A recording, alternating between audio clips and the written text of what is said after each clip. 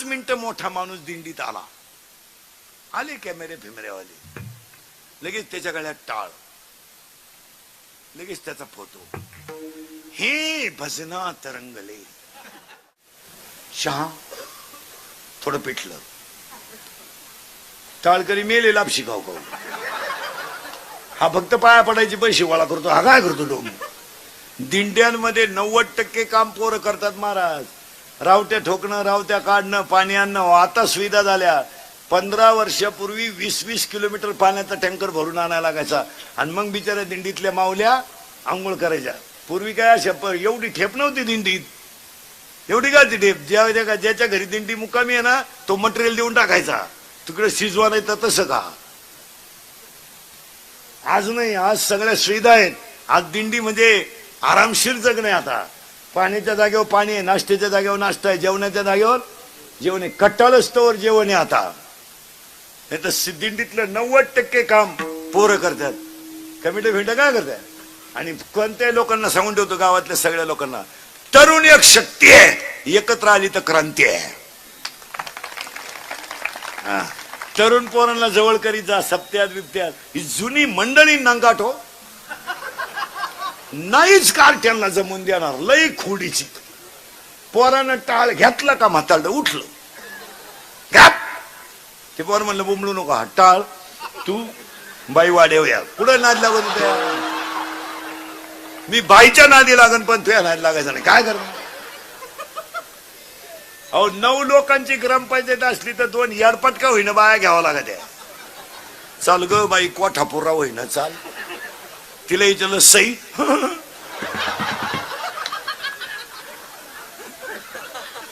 राष्ट्रगीत पाठ नाही, झेंड्याजवळ उभी राहिली. येड्याला किंमत आली मला. झेंडा खाली घेऊन हिला वर न्यायला पाहिजे, याला गेली मारायला. फार येडी लोक आहेत मला. काय झालंय, मूर्ख माणसांना पैशामुळे समाजात किंमत आली. नाही तर काय, नाही तर गावातल्या प्रत्येक ग्रामपंचायतीत 2 तरुण पोरं पाहिजे, आणि ते बी शिकलेले पाहिजे. आणि आता ते इथून पुढे कंडिशनच ठेवली पाहिजे, गावात सरपंच सुद्धा ग्रॅज्युएट पाहिजे. सरकार काही नियम करू द्या, पण गावच्या विकासासाठी तो ग्रॅज्युएट पाहिजे, हा विचार गावाने केला पाहिजे. यांना काय कळत आहे. तरुण पोरं पाहिजे ग्रामपंचायतीत 2. जुनी मंडळी म्हणते त्यांना जमन का. तुम्ही काय सोन्याचा धोर काढला तर ते काढायचे. तुम्ही खिडक्या खाल्या ते चौकटी खाती, मग सगळे मिळून खा ना. का संडासही तुम्हीच खायचे आणि भांड्यातलंही तुम्हीच खायचं, याला काय.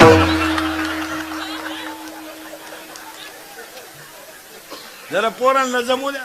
आणि विनोद नाही, युवा एक शक्ती आहे महाराज. तरुण शक्ती काही करू शकते, चांगलंच करणार ती, पण आपण त्यांना जमून नाही द्यायचं.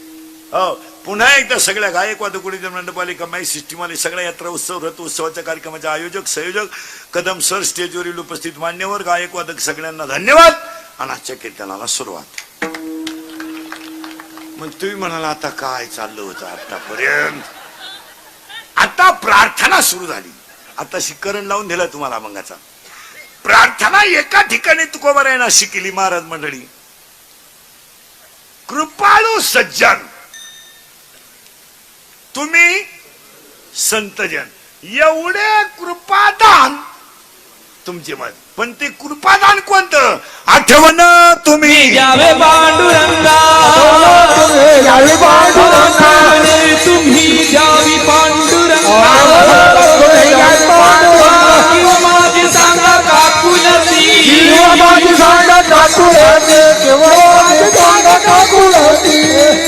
अजून एक प्रार्थना आहे. श्री अनंता पद्मनाभा जगतव्यापका.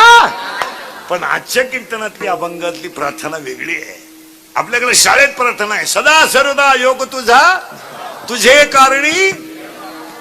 अजून एक प्रार्थना आहे ज्ञानोबरायची, पैल तोगे काऊ काय प्रार्थना आहे. आता आजची प्रार्थना वेगळी आहे. आज कीर्तनाला घेतलेला अभंग तुकोबारायांचा आणि प्रार्थना आहे. प्रार्थना अशी आहे, वैराग्य मला प्राप्त झालंय, प्राप्त झालंय. वैराग्य झालं नाही असं बोलत जा. वैराग्य झालं नाही असं नाही, पण मला एक अनुभव आलाय. काय अध्याय नंबर 15 ओवी नंबर 35. अध्याय नंबर 15 ओवी नंबर 35. विरक्ती वाचूनी ज्ञानाशी तगणेच नाही. मला ज्ञान आलंय पण ते वैराग्याशिवाय टिकू शकत नाही. हे बाकी दाण्या दगडावरची जसं लाटणं मोडल पण वाकणार नाही, दगड शेवाळल पण पाजारणार नाही, कीर्तनकार मरतील पण जनता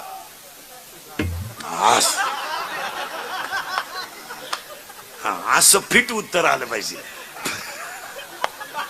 हो, महाराजांची ओवी आहे बरं का. हे महाराजांची ओवी माझे नाही. ओव्या बिव्या नीट ऐकायचा.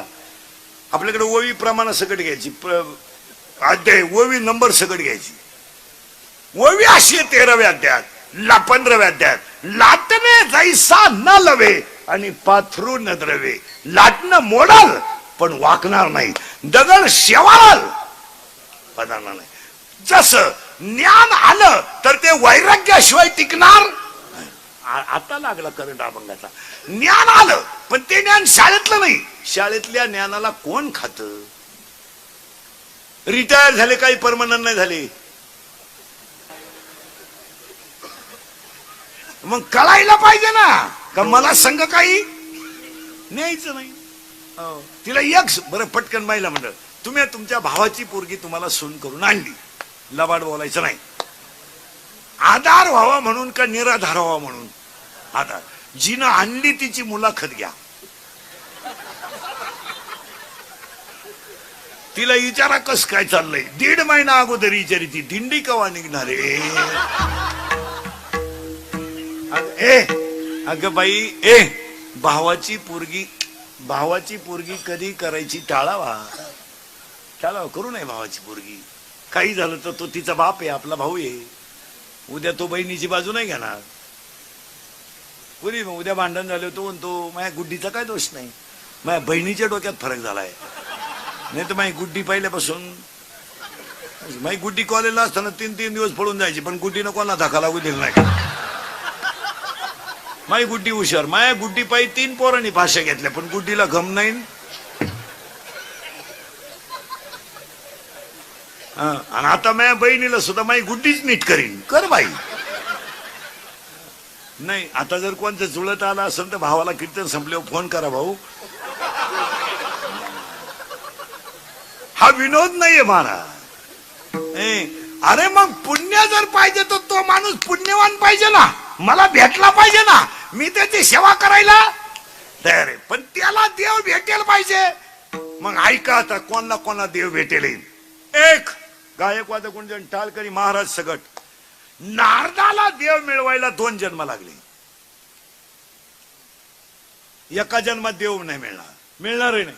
असं कोणी उठायचं एक वारी केली म्हणजे मोक्ष मिळतोय. बापाच पेंडे का कोणी म्हणायचं माया पोराला पकवा शिकव. काल झक माराय पकवा त्याचं याडं निघलं तुझ कुठं शिकतो. कोणी उठायचं माया पोराला कीर्तन शिकवा. कीर्तन करायचीच कसा कोटरी पेतात. तू काय सांगतो बावळट सारखं आपलं तासाच्या बाहेर पडलेलं बी कोळपायला तकलीफ करतं.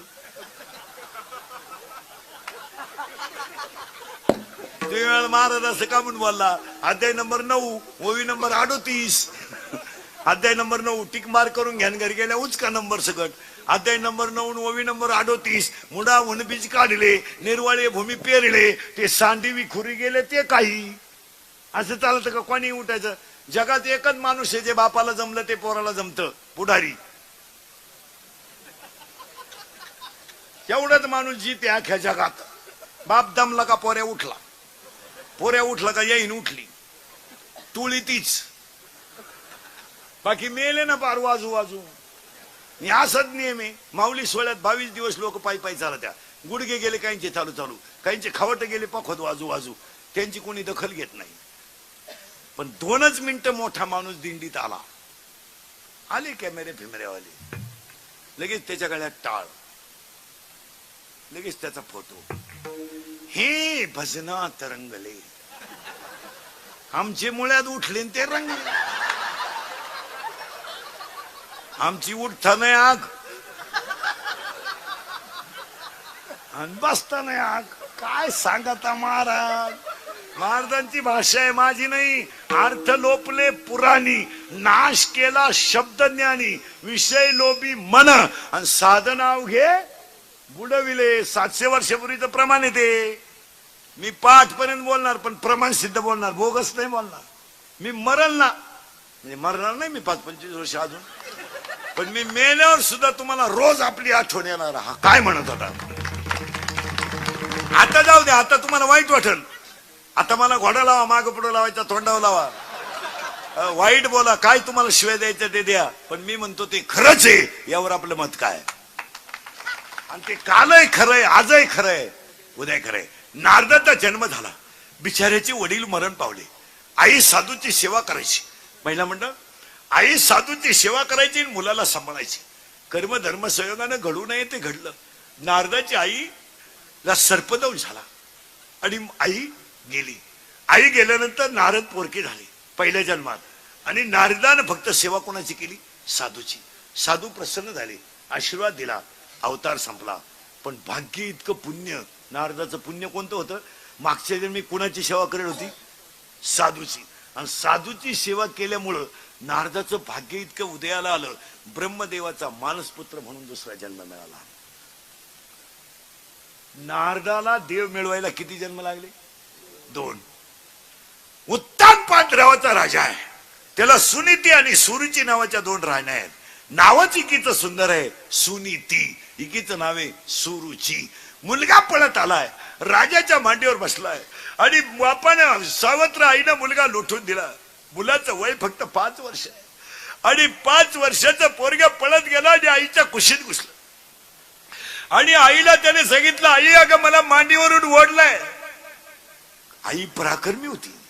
आईनं सांगितलं, डोळ्याचं पाणी पोस, माझं दूध पिलाय तू, माझं दूध पिलाय तू. अरे तुला चमड्याच्या मांडीची किंमत काय, अशी मांडी मिळव का चंद्र सूर्य आहे तोपर्यंत त्या मांडीवरून तुला कोणी ढकलणार नाही, अशी मांडी मिळव. माझं दूध पिलाय तू. मुलाची बाजू न घेणारी आई होती, म्हणून तसं घडलं होतं. पोरग 5 वर्षाचं होतं. आई काय करावं लागेल ग. आज 80% आयांनी पोरांचं आणि पोरींचं वाटोळ केलं. सगळं जबाबदार आई आहेत. काय मत आहे तुमचं. कोणती कीर्तनात बसलेली बाई आहे, तिला तुझा पोऱ्या दारू पितो हे माहित नाही, बोटवर कर. माहित नाही तुम्हाला, हे माहित नाही तुम्हाला. तुमचा पोऱ्या क्वार्टर पितो, ढाब्यावर कुत्रीला लात मारतो रस्त्यानं, माहित नाही तुम्हाला. अरे पोराच्या दारूवर पांघरून घालून तुम्ही आयुष्यभर त्या बापाचा छेड केला, याचा कधी विचार केला तुम्ही. अरे पोरगा दारू प्याला तर तुम्ही झाकून ठेवलं, पोरगा पोरीच्या प्रेमात पडला तरी झाकून ठेवलं. आज हाडाची काढ करणारा बाप जेव्हा पोरासमोर बर्बाद झाला, तेव्हा तुम्हाला त्याचं काही वाटलं नाही.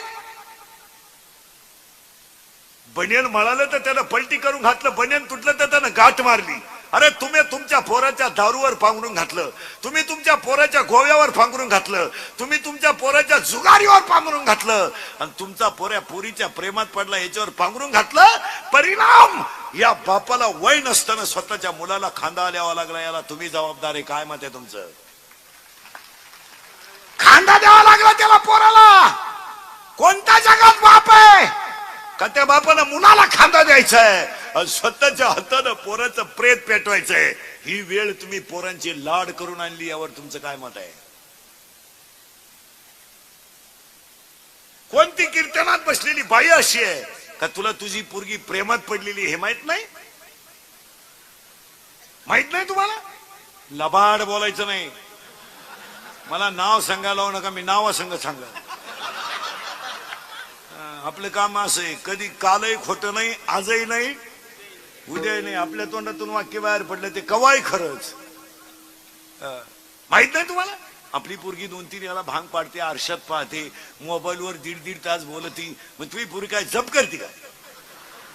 तुझ्या पोरीला पांडुरंगाचा साक्षात्कार हो राहिला माहित नाही तुला. सांगा बरं कोणत्या बाईला माहित नाही तुझी पोरगी प्रेमात पडेल. जाऊ दे बोटवर कर, मी सत्कार करतो. जाऊ दे आजचं पाकिट देतो मी तुला, सांग बरं. नाही म्हणून हा विनोद समजू नका. पोरगी पळून गेल्यावर आई म्हणती मला अंदाज आलता. मी तू काय उलटली होती का कुठं. हा विनोद नाहीये महाराज. हो पण ऐका एका मिनिटात. आणि आयांवर भाषण नका करू. 80% कीर्तनकारांनी आई बापाचं भांडवल केलंय. रोज उठून तीच आईन तोच बाप. हे कीर्तनकारांना काय झपाटलंय काय कोणाला माहिती. फेटा बांधला का आई उठली, फेटा बांधला का बाप उठला. अर्धा तास आई, अर्धा तास बाप, आणि अर्धा तास ज्यानं तारीख घेतली त्याची लाल करायची. संपलं कीर्तन. आई बापांवर बोलू नका. आई बाप सांभाळायला शिका. त्यांना जरा चलतंय. 10वी 12वीचे टोनगे जरा नीट ऐका. मिश्या फुटल्या नाही नालाय का तुम्हाला. मिश्या क्वार्टर मिळता तुम्ही. भंगरी बापाची पैदास. हलकट क्वालिटीचं नाही. वन साइड भांडपाडीतून बगलात गोचिड्या झाल्या नालाय का. क्वार्टर मिळत ते. आणि ते बापाला म्हणते काय केलंय माझ्यासाठी. त्याने केलं ते सांगायचं का. बाप म्हणला मारली झक मॅम, आता काय करीन तो. 70ची पल्सर आवला दिला फिरायला. 10,000चा मोबाईल, 2-2.5 त्याच्या पायात बूट, आणि खिशात 200-400 रुपये काही मिळत. माझटली अवलाद. मोटरसायकलवर झालं कुत्र्याला लाद आणते. त्याचा बाप पिसळलेला होता. ते काल हरिपाठ करतील नालाय का. फुकाट मिळालंय सगळं. मग यांनी आता वाढदिवस साजरी करायची पद्धत आणली. घरी नाही करते वाढदिवस, यांना बाप नाही ना. मग हायवेला करायचे वाढदिवस. यांनी धाब्या पुढे केक ठेवायचा, त्याच्यावर सामुदायिक मुतायचं. सगळ्यांनी संघच मुतायचं. तो मुतन केक एकत्र करायचा आणि एकमेकाच्या तोंडात घालायचा. Happy birthday to you. पोरांनो खरंय का खोटंय. खरंय. हा आपले भक्त खोटं नाही बोलत. आणि मग एकमेकाला दारू पेलो बापाच्या नावानं हाका मारायचा. ए दत्त्या, ए भिक्या, ए किसन्या.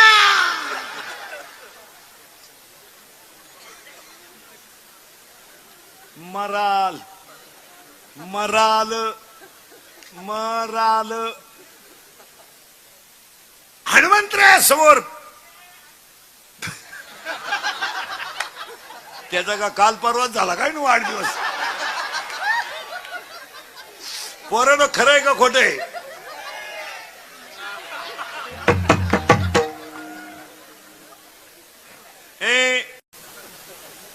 काही जन नोकरीला लावलं त्याचा प्रचार करू करूच मेले. रुपड्या नाही मिळाला.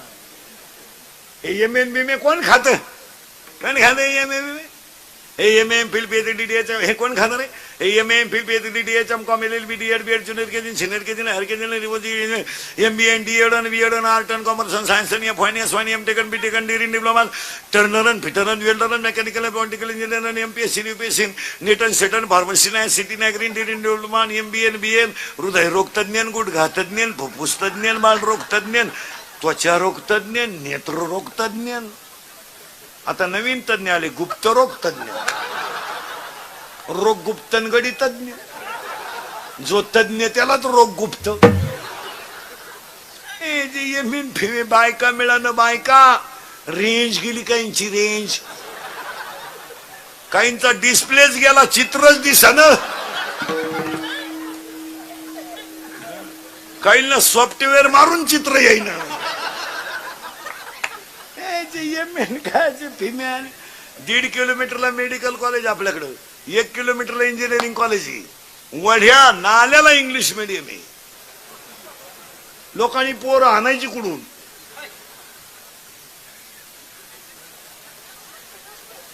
बरं लोकांना पोरं होतील कश काय. ज्याला बायको आहे त्याला तुम्ही तिसरं होऊन देती नाही, आणि जे बायका करायच्या मूड मध्ये त्यांना तुम्ही बायका देती नाही. लोक करणार काय.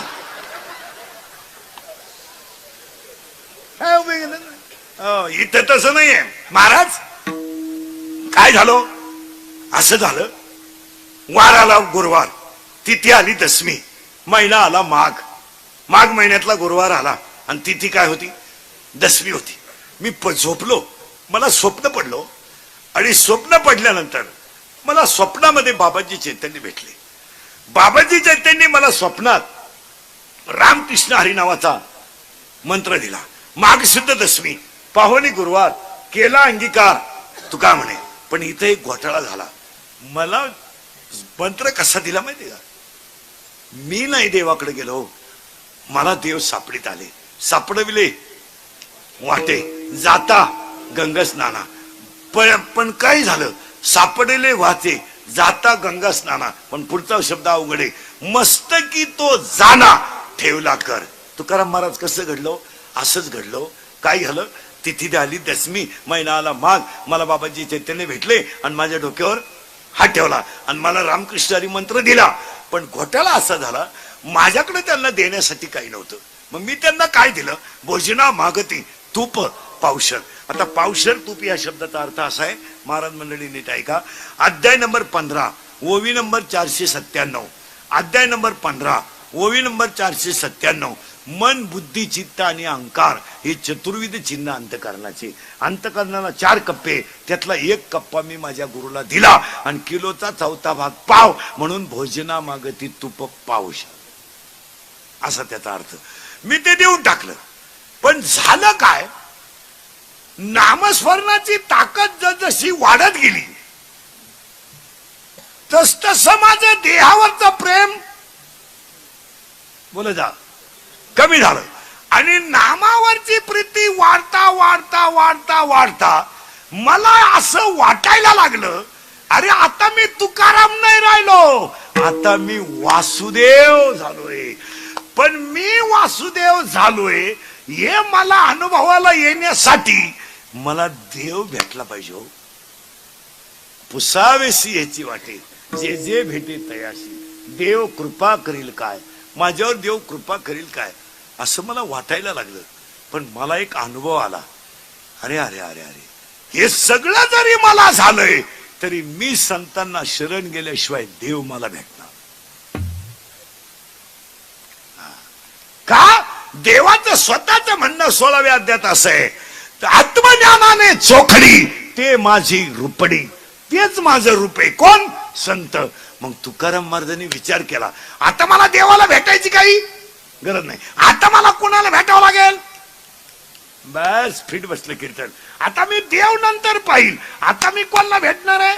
संतांना. पण घोटाळा आहे, मला एक संत भेटलाय, त्याने मला रामकृष्णारी मंत्र दिलाय. पण घोटाळा असा झालाय, त्या संताची ओळख पटायला मला अनंत जन्मीचं पुण्य लागण्यासाठी मी आता संतांना भेटणार आहे.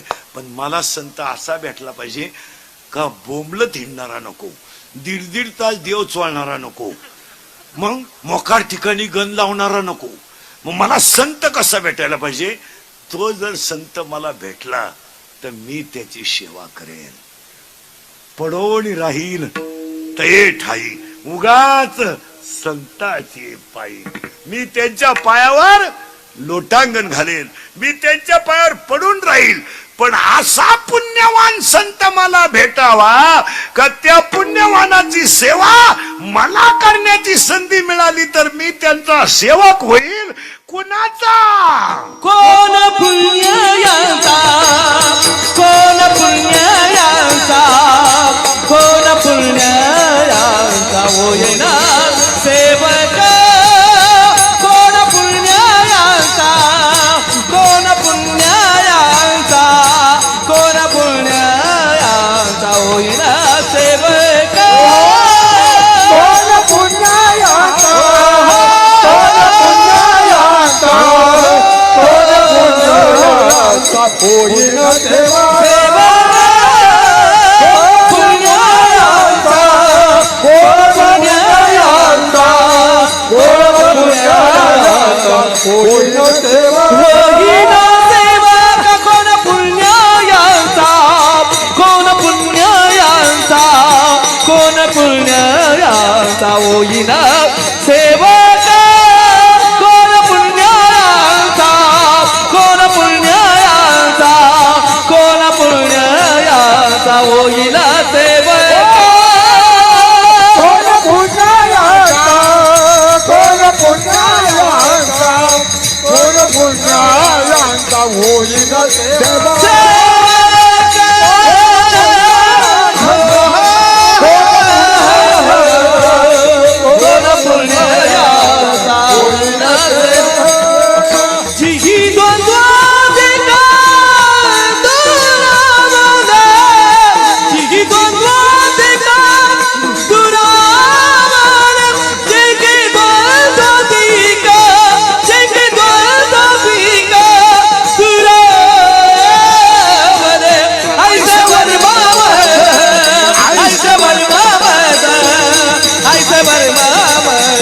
दावी नारायण आईचे वर्ममद आईचे वर्ममद आईचे वर्ममद दावी नारायण कोण पुण्य होईल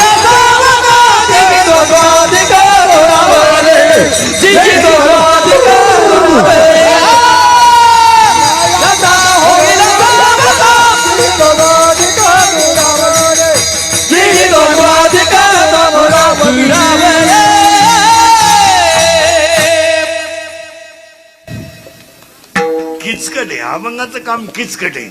आता इथं परत घोटाळा आलाय. तुम्ही म्हणाल पहिलाच घोटाळा उजरानं तर दुसरा काय सांगता. मी त्यांचे सेवक होईल पण स्वतः ते पुण्यवान पाहिजे ना. ते पुण्यवान पाहिजे. बरोबर आहे. मुलगी MBBS आहे. तिला कसा पोरगा पाहिजे. Tractor driver MD MTech level पाहिजे ना. लेव्हल सध्या लेव्हल हो केले.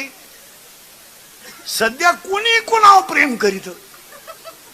प्रेमानं लाच सोडली. सध्या बंगल्यात राहतीन गाऊन ठेव प्रेम करती. दिल दिए हैं ईट भी देंगे. पावसाळा संपल्यावर काय गाळ देंगे. आता काय प्रेमाला क्वालिटी नाही राहिली. नवरदेवा संघ कलवरी आली ना आचार्य संघ गेली. तो आचार्य आलता जागरण गोंधळाला त्याच्या आत लंगर तुटला. क्वालिटी पाहिजे. क्वालिटी पुण्यवान पाहिजे. पुण्यवान पाहिजे तरच मी त्याची सेवा करीन. पण आता प्रश्न